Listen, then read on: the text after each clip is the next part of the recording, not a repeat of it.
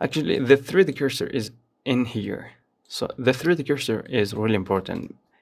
Wherever the 3D cursor is located, the new, if you click here on object and on add, and we, for example, choose a cube, okay, and we scan that and we press Z and go to the wireframe mode.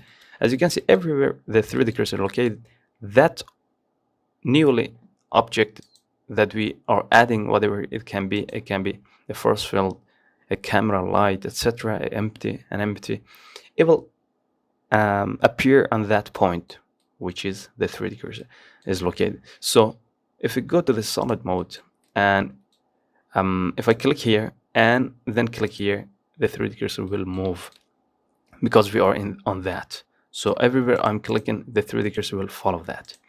So to get rid of that, we need to select on the select box. Okay, so now they will not longer move. Okay, they will yeah. So the hotkey for that to move your 3D cursor is that press Shift and right click. Okay, hold on Shift and right click. The 3D cursor will move. So now I want to move this cube at here. So by that, I just select first my cube, my small cube, and press Shift S and selection to cursor. If we go press Z and go to the solid mode, and it will move that here. Okay.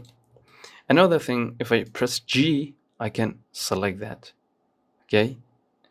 And G and X, okay, and Y and Z. If you press G, then press Z, it will move according to the Z axis, and X according to the X axis, and Y according to the Y axis. So thank you very much, and see you in the next video.